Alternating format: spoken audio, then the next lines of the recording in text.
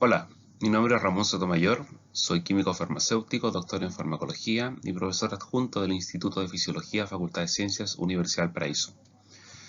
Esta clase corresponde a la tercera parte de la clase titulada Hipotálamo, Anatomía Funcional y Hormonas de la Neurohipófisis.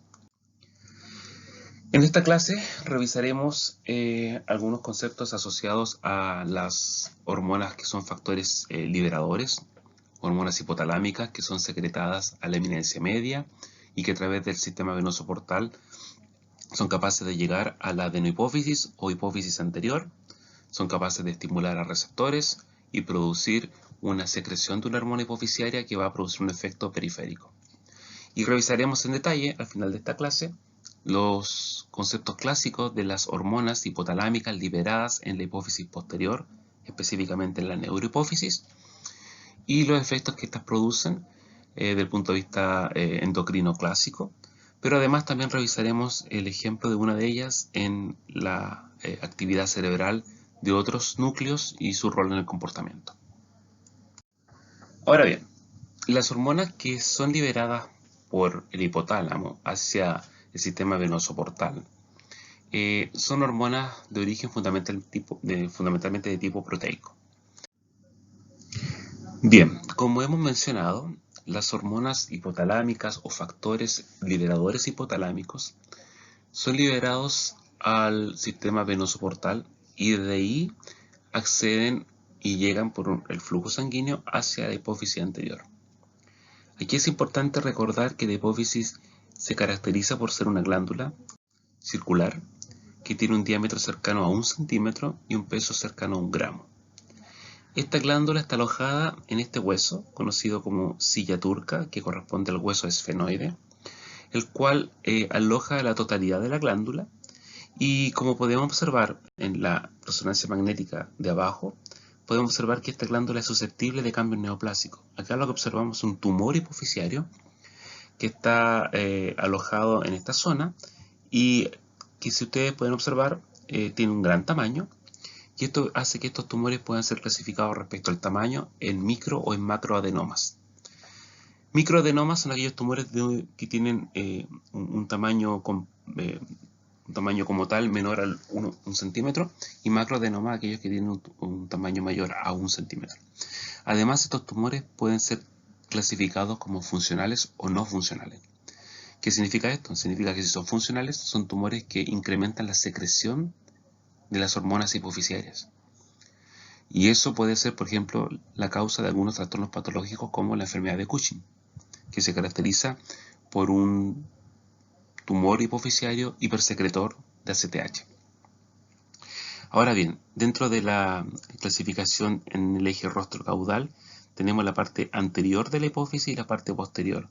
Y como lo hemos mencionado en las clases anteriores, la parte anterior se denomina adenohipófisis y la parte posterior neurohipófisis. Y esto tiene que ver un poco con la vía de comunicación con el hipotálamo, ya que sabemos que la hipófisis posterior se comunica a través de una vía nerviosa, y eso es lo que ha llevado a que se clasifique como neurohipófisis.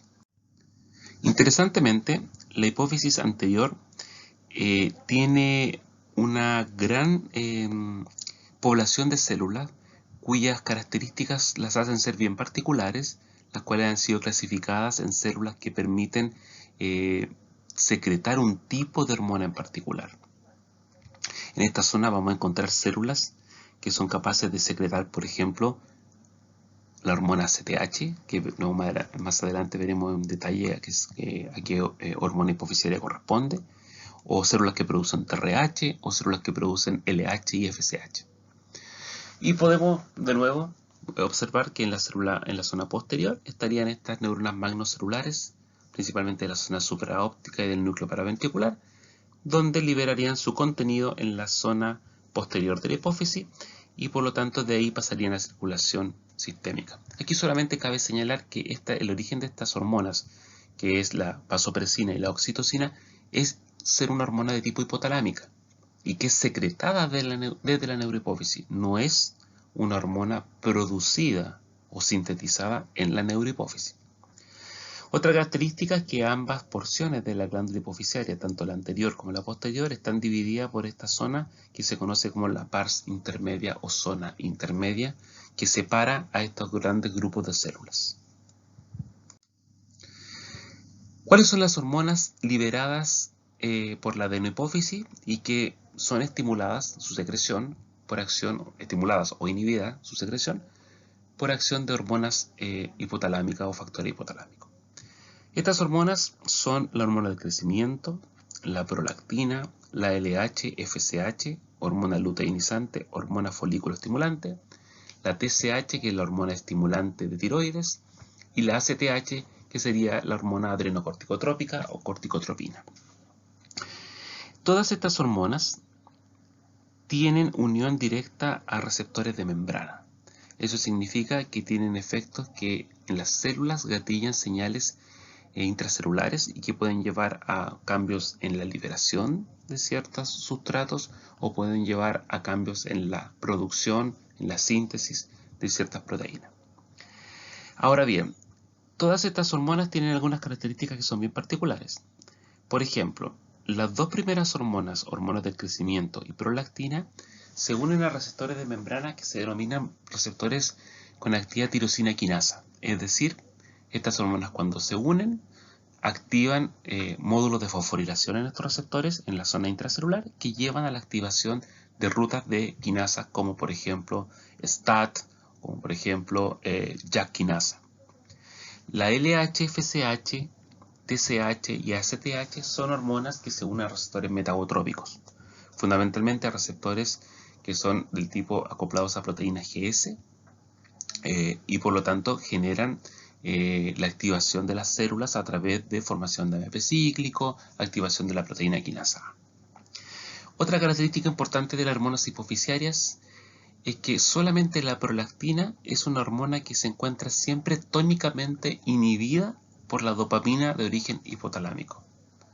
Esto significa que los niveles de prolactina son basales y muy bajos y solamente cuando se deja de producir dopamina o deja de llegar dopamina hacia la adenohipófisis desde el hipotálamo, se producen los aumentos plasmáticos importantes en la prolactina.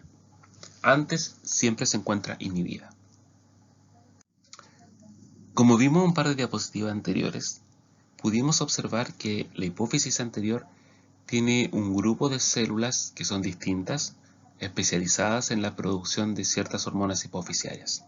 Estas células han sido... Ahora bien, a continuación revisaremos las hormonas secretadas desde la neurohipófisis que corresponden a vasopresina y oxitocina. Revisaremos las principales diferencias estructurales y funcionales que estas tienen y además revisaremos, como lo mencioné al principio de la clase, los roles, en este caso neuroconductuales, que tienen algunas de ellas, como los roles de la vasopresina. Como mencionamos anteriormente, las hormonas secretadas de la hipófisis posterior o neurohipófisis son la hormona antidiurética o arginina vasopresina y la oxitocina. Ambas hormonas son nonapéptidos, es decir, están formadas por 9 aminoácidos, cuya principal diferencia está en el aminoácido 8, donde la arginina vasopresina o hormona antidiurética tiene una arginina, mientras que la oxitocina tiene una leucina. También cambia el aminoácido 3, pero en algunas situaciones este aminoácido puede ser el mismo para ambas hormonas. Pero en algunos casos se ha observado que este aminoácido puede ser una fenilalanina en la arginina vasopresina o una isoleucina en la oxitocina. Otra característica estructural que tienen estas hormonas es que tienen un puente disulfuro entre la cisteína del aminoácido 1 y la cisteína 6. Esto es muy importante porque la integridad de este puente disulfuro es fundamental para su actividad biológica. Como también mencionamos anteriormente, estas hormonas son secretadas desde la hipófisis posterior al torrente sanguíneo. Por supuesto, estas hormonas son producidas por estas grandes neuronas magnocelulares que provienen desde el núcleo paraventricular y el núcleo supraóptico.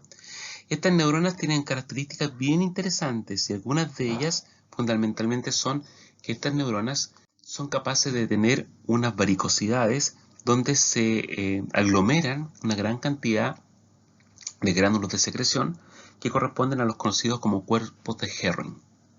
Por ejemplo, acá en esta microscopía electrónica, todos estos puntitos negros ustedes pueden ver que son gránulos de secreción, donde se almacenan en estas vesículas las hormonas liberadas de la neurohipófisis. Ahora, por supuesto, estas vesículas son transportadas por microtúbulos, ¿no es cierto?, hacia el cono axónico, donde finalmente ocurre el proceso de liberación de estos neuropéptidos al torrente sanguíneo que está en contacto directo con el axón. A nivel fisiológico, estas hormonas, tanto la oxitocina o la vasopresina, son sintetizadas por estos cuerpos neuronales del hipotálamo rostral y tienen propiedades fisiológicas que han sido muy importantes para funciones que son fundamentales para la vida de las especies. Por ejemplo, se ha determinado que estas hormonas tienen efectos, por ejemplo, antidiurético, vasopresor, oxitotóxico y lactoeyector. Los dos primeros efectos, antidiurético y vasopresor, corresponden inicialmente a evitar la pérdida de líquido a través de la orina y el segundo a generar una vasoconstricción en células endoteliales de los vasos sanguíneos. Como pueden observar acá en paréntesis, estos efectos son mediados por distintos receptores para la hormona vasopresina. Pero también está la actividad oxitotóxica y la actividad lactoeyectora. La actividad oxitotóxica fundamentalmente se traduce como una actividad que involucra la contractibilidad de la musculatura lisa del útero. Por lo tanto, es fundamental, por ejemplo, la contractilidad uterina para producir el parto. Para todas las especies, el proceso de trabajo de parto cumple un rol fundamental la acción de la hormona oxitocina. Y el efecto lactoeyector es el efecto que se produce cuando la glándula mamaria posterior al parto ha empezado a producir leche.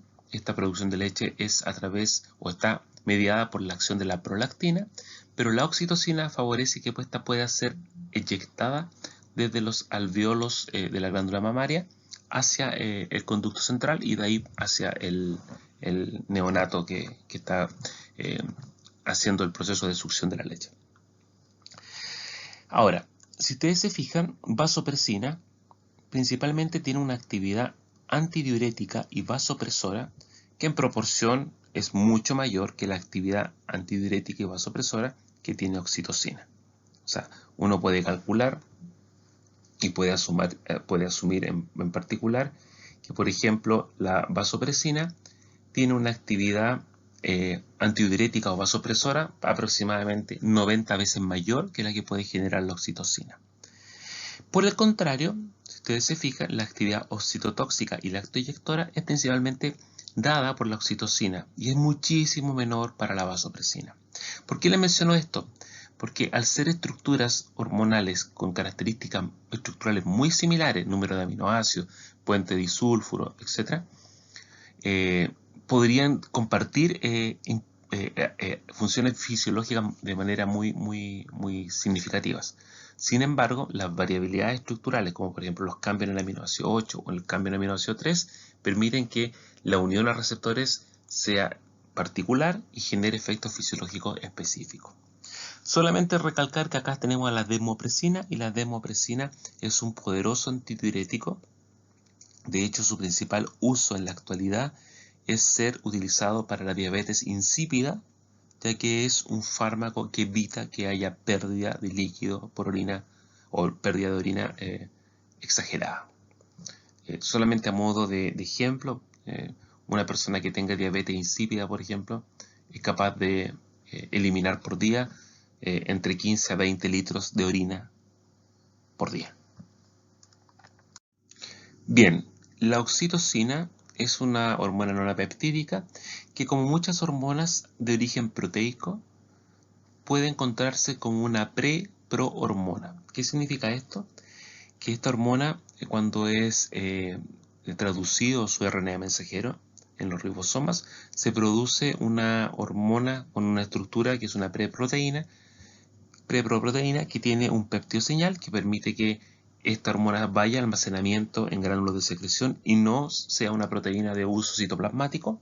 Y además, como ustedes pueden observar, el resto de la hormona es cortado por hidrolasas, convertasas específicas dentro de los gránulos de secreción que permiten que se libere neurofisina 1 y oxitocina cuando estos gránulos son fusionados con la membrana de las células y son liberados al torrente sanguíneo. Ahora, la neuroficina 1 no tiene un rol fisiológico particularmente importante, sino que es más que nada un marcador de la síntesis de oxitocina. Y por ejemplo, niveles bajos de neuroficina 1 están asociados a una reducción en la síntesis de oxitocina. Algunas de las funciones fisiológicas clásicas mediadas por oxitocina son dos. Como lo mencionamos anteriormente, el efecto oxitotóxico tiene que ver principalmente con la contractilidad de la musculatura lisa del útero, que es fundamental para producir una contracción que permita la expulsión del feto durante el trabajo de parto. Aquí es muy importante porque durante el paso de los meses de preñez aumenta la expresión de receptores para oxitocina en la musculatura lisouterina. Por lo tanto, esto permite que al final del trabajo de parto y al final de la preñez, este músculo tenga una gran expresión de receptores de oxitocina y por lo tanto responde de manera contráctil muy potente a la acción de la oxitocina. Esto para nosotros es fundamental y para todas las especies, porque las especies que no son capaces de dar o tener trabajo de parto puede hacer que muera tanto la madre como el feto. Por otro lado, también cuando el neonato es capaz de succionar el pezón de la glándula mamaria, eso hace que se estire este pezón y genera una activación por mecanorreceptores que lleva información sensorial hacia el cerebro, y esto hace que a nivel hipotalámico las neuronas productoras de oxitocina liberen oxitocina, y esta oxitocina permita que estos conductos centrales se contraigan y al tener leche puedan permitir que la leche se expulse y salga por el pezón. Y ese sería el efecto lactoeyector. Entonces, como vimos recientemente, tanto el efecto lactoeyector como el efecto oxitotóxico se asocian fundamentalmente a una contractilidad de tejido muscular que favorece que se produzca o la contracción de la musculatura lisa o este efecto lactoeyector. Y para esto tenemos que recordar que un importante mediador, segundo mensajero en las células que es capaz de mediar la contractilidad es el calcio. Por lo tanto, podemos suponer que parte importante de la vía de señalización del receptor de oxitocina debe involucrar movimiento de calcio intracelular. En este sentido, el receptor de oxitocina es un receptor metabotrópico que está acoplado a proteína GQ. Esto implica que una vez que la oxitocina se une al receptor, se produce la separación del heterotrímero de la proteína G y se activa una enzima que es la fosfolipasa C. Fosfolipasa C lo que hace es cortar inositocidos de membrana y produce dos segundos mensajeros que son inositol trifosfato y diacilglicerol. Por un lado, inositol trifosfato es capaz de estimular la secreción de calcio desde el retículo endoplásmico o sarcoplásmico, y eso favorece que se produzca la liberación de calcio intracelular. El aumento de calcio intracelular es capaz de producir la activación de una proteína quinasa que es la proteína quinasa C. Por otro lado, diacilglicerol es un activador fundamental de esta misma proteína quinasa C. Entonces vamos a tener un efecto de calcio que es capaz de mediar la actividad de una quinasa y que va a llevar al mecanismo intracelular de acción de la oxitocina. El mecanismo intracelular involucra varios tipos de proteínas clave.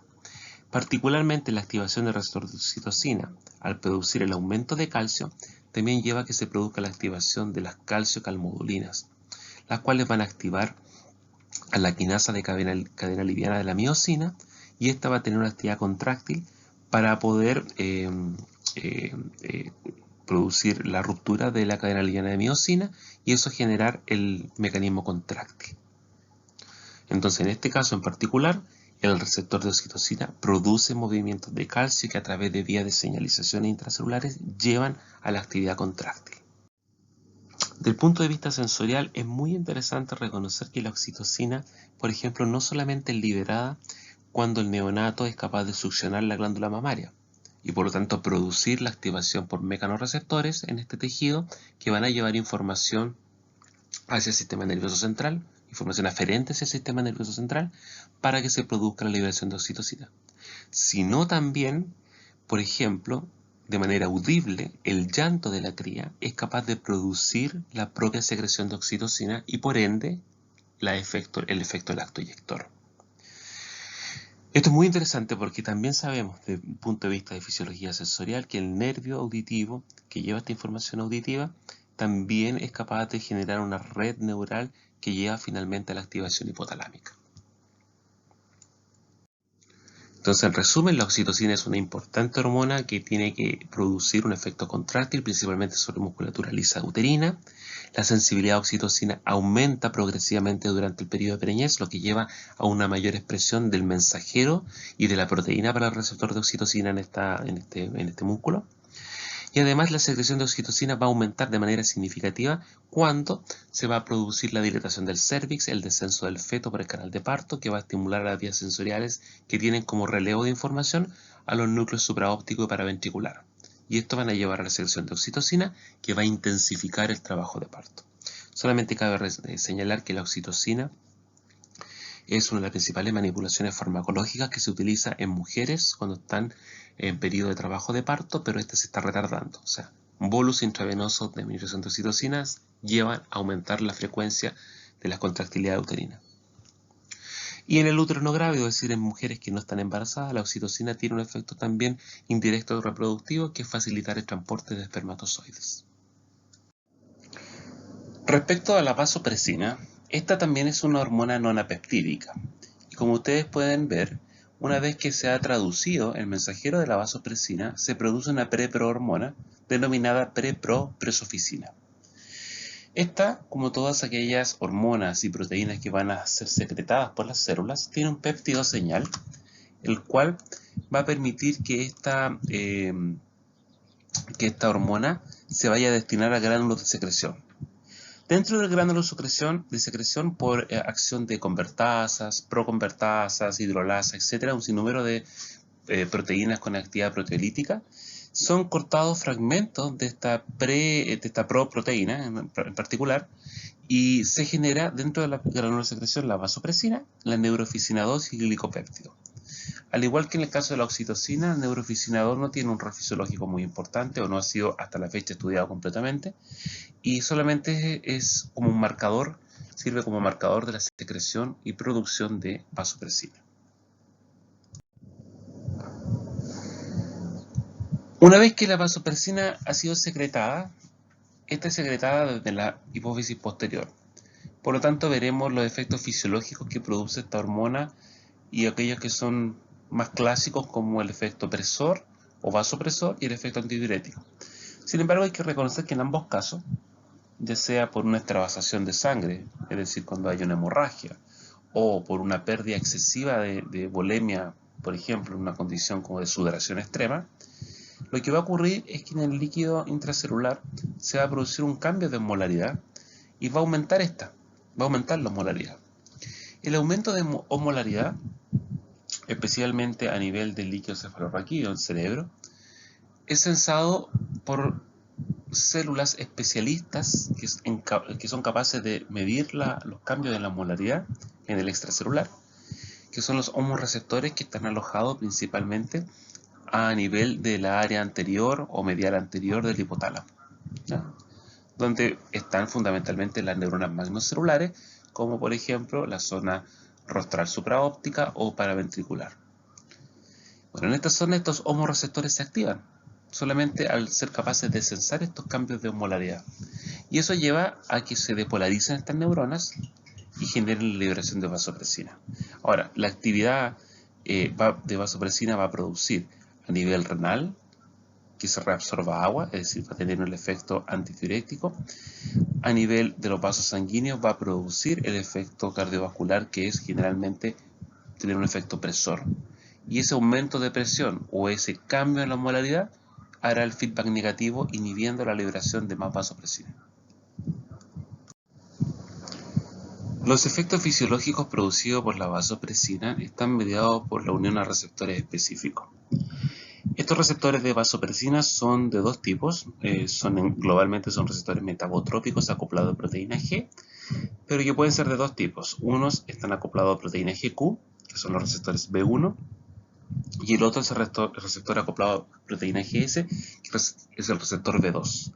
Ahora, la localización de estos receptores es específica en ciertos tejidos y ha sido asociada a los efectos más particulares que tiene la vasopresina. Por ejemplo, el receptor B2 está abundantemente expresado a nivel de los túbulos renales y por lo tanto es el que participa activamente en el efecto antidiurético. Mientras que los receptores B1 están asociados principalmente a los vasos sanguíneos, al hígado y al cerebro. En los vasos sanguíneos, por supuesto, median el efecto vasopresor, y el cerebro, como veremos al final de esta clase, tienen roles que están asociados a la neuroquímica y a la conducta en los individuos. En el hígado solamente cabe señalar que los receptores de vasopresina tienen un efecto que puede llevar a la glucogenólisis, que es decir, la ruptura de glucógeno para generar mayores fuentes energéticas. Volviendo a los receptores, estos receptores del tipo 1 que están acoplados a proteína GQ se subdividen en 1A y 1B, y los del tipo 2 son solamente una isoforma y que están principalmente mediando el efecto antidiurético. El efecto antidiurético mediado por vasopresina es un efecto que, como su nombre lo dice, evita que se elimine líquido por la orina. Ahora, para mover moléculas de agua, tienen que insertarse canales de aquaporina. Los canales de aquaporina son muy importantes para que el agua pueda moverse de una zona en particular, vasolateral, por ejemplo, apical, vasolateral, y hay algunos que están constitutivamente expresados y otros que son inducibles. En el caso de la vasopresina es capaz de mediar a través del receptor B2 que se incorpore el canal de aquaporina tipo 2. Eso permite que al incorporarse el canal de aquaporina tipo 2 entre agua desde la zona apical y luego desde las células se mueva agua hacia la zona vasolateral. Como podemos observar en esta diapositiva, la vasopresina viene por el torrente sanguíneo. Recuerden que ha sido liberada de la neurohipófisis, por lo tanto, a través del torrente sanguíneo llega a esta zona vasolateral, donde se une específicamente su receptor de vasopresina tipo 2. La cascada de señalización de este receptor está acoplado a proteína GS, por lo tanto, como hemos revisado, lleva la activación de la dimenciclasa, la formación de AMP cíclico, la activación de la proteína quinasa A. Ahora bien, haremos una pausa. Como les mencioné anteriormente, los canales de aquaporina pueden estar constitutivamente expresados. Y por ejemplo acá, el canal de aquaporina tipo 4 y tipo 3 están expresados en la membrana de las células de los túbulos renales y participan activamente en la reabsorción de agua. ¿Okay? La activación de la proteína quinasa A conlleva a que vesículas que tienen expresada en su membrana el canal de aquaporina tipo 2 se fosforilen. Se fosforilen residuos específicos, residuos por ejemplo de serina o tirosina. Esto hace que esta vesícula se fusione con la membrana apical de esta célula y estos canales de aquaporina tipo 2 queden insertos en esta membrana. Una vez que están insertos, son capaces de movilizar agua desde la zona luminal, ¿no es cierto? Es decir, orina, moléculas de agua que están en la orina, para que entren a la célula. Una vez que estas moléculas de agua entran a la célula, son movidas o pasan a través de los canales de aquaporina 3 y 4 hacia la zona vasolateral y comienza el proceso de antidiuresis. Se comienza a reabsorber agua. Cabe señalar que este proceso de reabsorción de agua mediada por vasopresina y la activación del receptor B2 en los túbulos renales es responsable de prácticamente un 10% de la reabsorción de agua diaria. Si esta proteína no está expresada, se produce la diabetes insípida de tipo nefrogénico. Si no existe secreción de vasopresina desde las neuronas magnocelulares en la neurohipófisis, se produce también una diabetes insípida de origen neurogénico. ¿Por qué se llama diabetes insípida? Porque en promedio nosotros podemos calcular que eliminamos a través de la orina aproximadamente 1.8 litros de agua al día. Filtramos 180 litros en promedio al día, pero todos se reabsorben, la gran mayoría, casi todo, y solamente 1.8 litros de esto es eliminado. O sea, podríamos decir que prácticamente el 99% se reabsorbe. Bueno, en caso de que no hubiese vasopresina o este receptor no fuese activo, la excreción de agua al día aumentaría a cerca de 18 litros. Eso significa que este mecanismo de expresión del canal de aquaporina tipo 2, mediado por vasopresina, es capaz de mediar en promedio o cerca de esto a un 10% de la reabsorción diaria de agua, lo que es muy importante. A continuación revisaremos dos trabajos que están asociados a la relación entre vasopresina y efectos conductuales, neuroquímicos, a nivel cerebrales, y que pueden dar luz también un poco de los efectos extrahipotalámicos de vasopresina. A continuación revisaremos dos trabajos en los cuales se ha estudiado cómo la droga de abuso, como en este caso la anfetamina, es capaz de modular el sistema vasopresinérgico y cómo el sistema vasopresinérgico es capaz de modular la neuroquímica de ciertas áreas límbicas y mesolímbicas que están asociadas con ciertas conductas. Este trabajo ha sido liderado por la doctora Georgina Renard, profesora de la Universidad de Santiago de Chile, ex profesora de la Universidad de Valparaíso, en colaboración con académicos de la Universidad de Valparaíso, en donde se realizó la medición de algunos parámetros del sistema vasopresinérgico, como medición del péptido vasopresina y del mensajero para su receptor, en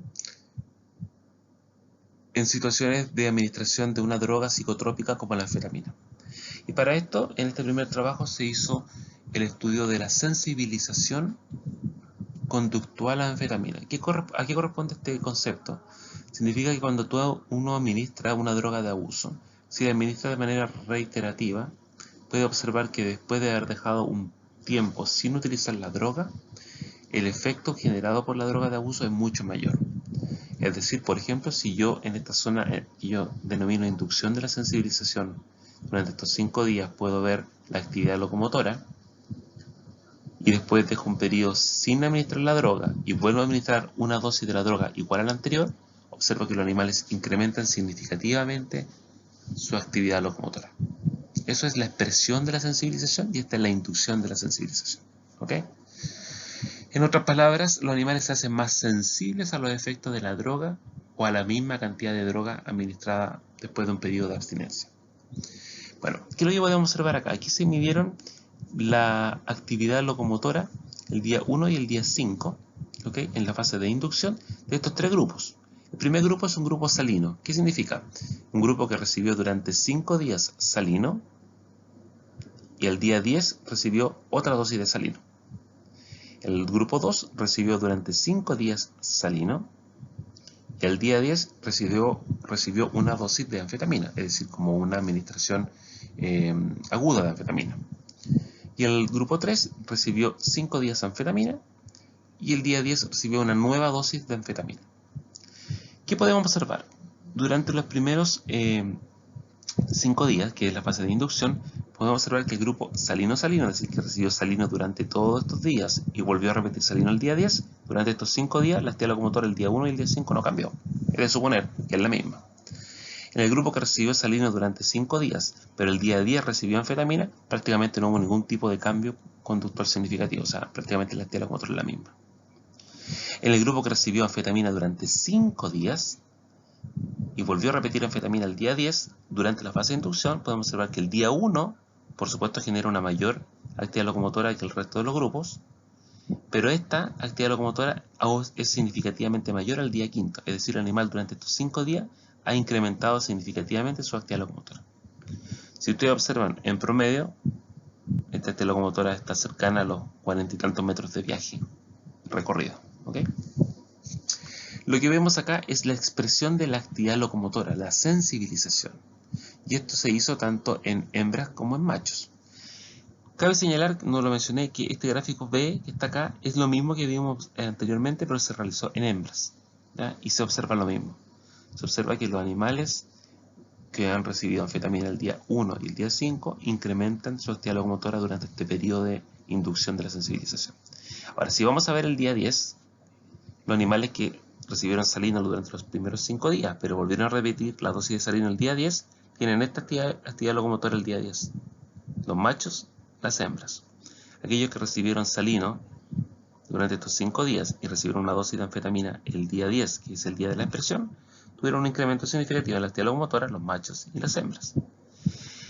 Y aquellos que recibieron anfetamina durante estos 5 días, pero además recibieron anfetamina el día 10, observamos que aquí hay una expresión mucho mayor que en los que recibieron solamente una dosis, que es en el grupo 2. ¿Ya? Aquí hubo una sensibilización clara en los machos y no tan clara en las hembras. Y ahí puede haber un rol de diferencia sexual que puede estar asociado al sistema vasopresinérgico. Específicamente los machos son más sensibles a la acción de vasopresina, ya que la síntesis de los receptores de vasopresina y la propia expresión de la vasopresina es dependiente de andrógenos.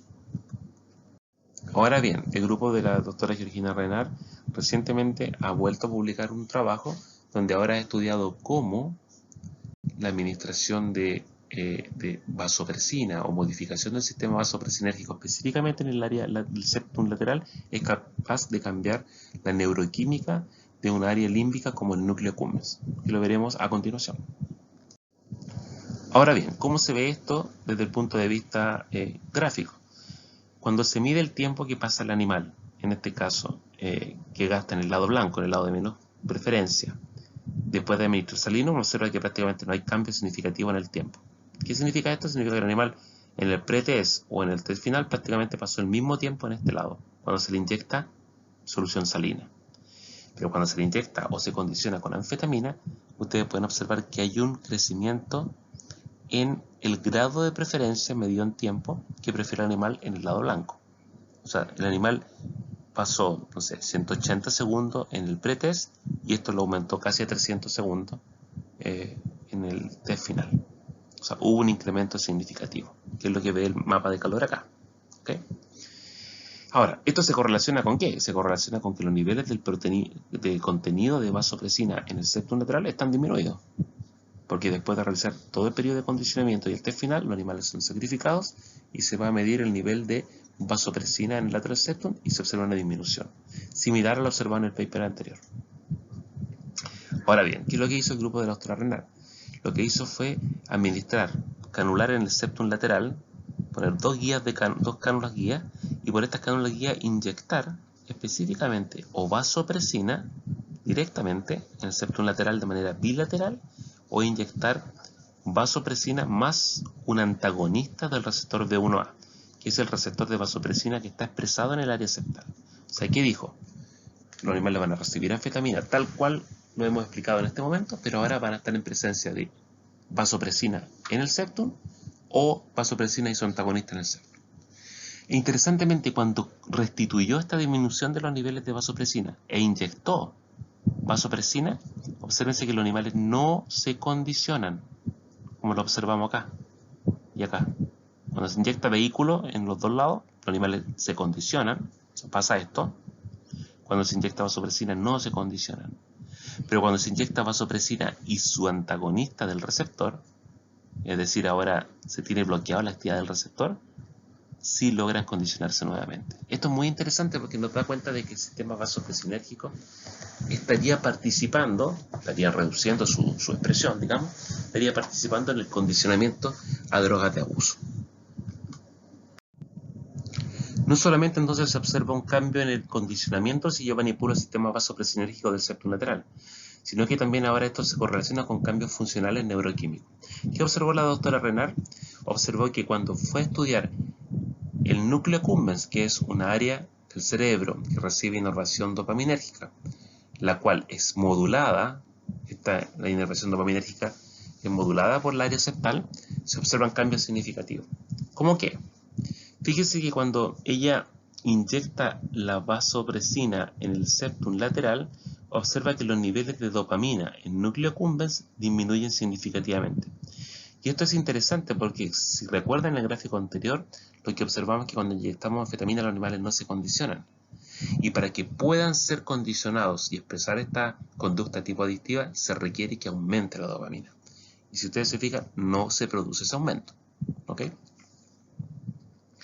Por otro lado, los niveles de GABA en el núcleo accumbens, que es un neurotransmisor clásico de las neuronas propias del núcleo accumbens, que son de tipo GABAérgica, no alteran los niveles de extracelular de GABA en el área del núcleo accumbens cuando se administra vasopresina en el septum lateral.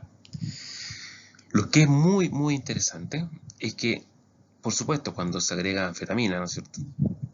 Y se inyecta vehículo, en realidad no hay muchas diferencias, pero lo que se observa es que los animales tienen un nivel de expresión de las proteínas FOS, que es un marcador de actividad neural, tanto en el núcleo accumbens como en el shell del accumbens, en 3 coordenadas del accumbens, de manera particular, o sea, en la zona rostral, medial o posterior. La administración de anfetamina genera un cierto grado de activación de las neuronas del núcleo accumbens que expresan la proteína FOS. Pero fíjense, cuando se agrega ABP en el septum, estas neuronas del núcleo accumbens se activan mucho menos en la zona rostral caudal, ¿no es cierto?, tanto del core como del shell. Y cuando se agrega vasopresina con el antagonista, vuelve a producirse la activación en esta misma zona de las neuronas FOS positivas. ¿Qué nos está diciendo esto? Que entonces funcionalmente vasopresina es capaz de inhibir la actividad de neuronas dopaminérgicas que van a liberar dopamina en el núcleo accumbens y que van a entregar la señal para poder generar el condicionamiento. En resumen, lo que nosotros acabamos de ver es una explicación de los roles clásicos que tienen las hormonas de la neurohipófisis, como la oxitocina y la vasopresina. Oxitocina con su efecto oxitotóxico, lactoyector, ¿no es cierto?, mediado por la contractilidad muscular, que puede llevar a la contracción del útero, que puede llevar a secreción de leche. Y por otro lado, vasopresina con sus roles clásicos, vasopresor, contracción de vasos sanguíneos, y también su efecto antidiurético clásico, que tiene que ver con la reabsorción de agua. Y finalmente, que en los últimos años ha sido estudiado de manera bien significativa en distintas áreas del cerebro, cómo estas hormonas de la neurohipófisis son capaces de producir cambios en estructuras cerebrales que están asociados a cambios conductuales. Y en particular, el rol de vasopresina en, por ejemplo, en circuito mesolímbico o áreas límbicas asociadas a la recompensa de drogas de abuso. Muchas gracias por atender estos 3 videos y cualquier duda estaré agradecido de poder contestar.